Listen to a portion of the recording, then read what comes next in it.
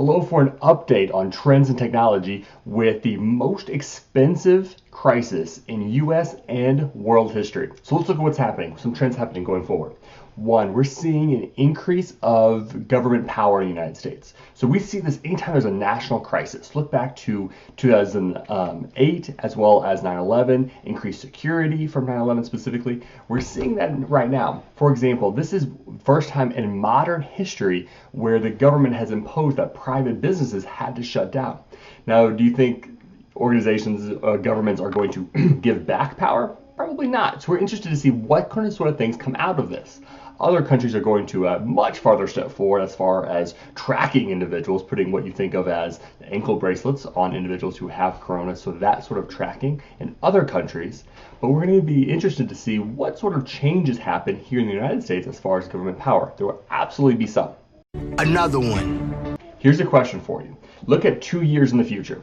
Do you think we're going to be as willing to give handshakes as is customary in business practices right now in the United States?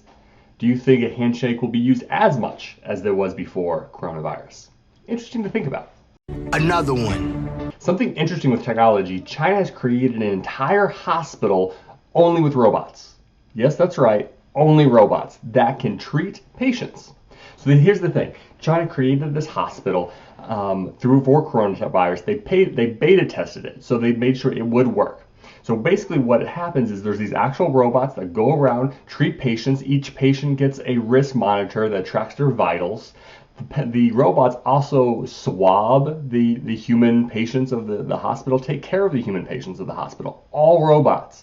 Something interesting for when we look at times right now when our medical staff is overworked. We don't have enough medical professionals to take care of all of the individuals sick at the time.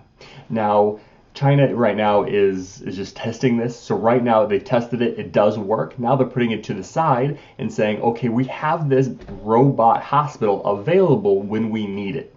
So right now China, in certain areas of China, has actually started to flatten and go down, but they're saying if it ever spiked again, they would implement this new robot hospital they have beta tested and ready to go.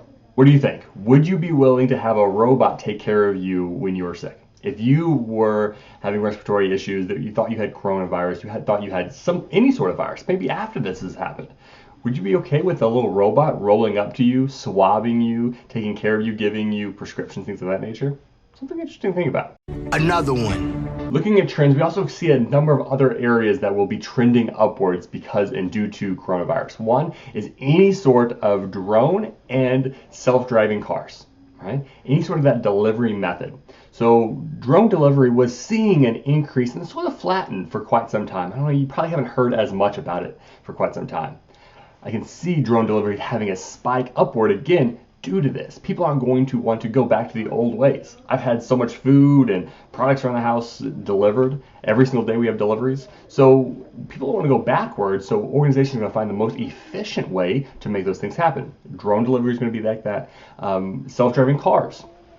For pizza delivery, it's very easy for me, and Domino's has already tested these things out, where I go out to a car that there's no human in that car. The car drove itself to my house. I go to the side of the car, I put in a code that was, texted to me. The window rolls down, I take my pizza out. Those self-driving cars, drones, look for those to take a dramatic increase in usage. Another one. Another trend is obviously telepresence. Now, this isn't a hot take by any means, but Zoom is obviously taking a huge increase right now. But I've ragged on this for quite a while, virtual reality. I've ragged on it quite a while because I didn't see too much of a hockey stick approach. I've always been on the side of augmented reality. I think augmented reality, mixed reality definitely will have an increase. However, some organizations right now and some conferences have tested out virtual reality for those conferences. Kind of interesting. I'm keeping an eye on it. I'm still not completely jumping ship and saying that virtual reality is going to have a hockey stick approach of usage. But if we go to more and more of this teleconferencing that we're used to right now, is it too hard to imagine where you are in your meeting via virtual reality? I don't know. Something interesting to think about. Another one. Another interesting trend are babies. This is a big thing being talked about from talking heads and news channels of, what will this generation be called? There are going to be so many more babies because of coronavirus. Everyone's home, so they're having more sex. There are going to be more babies in the world.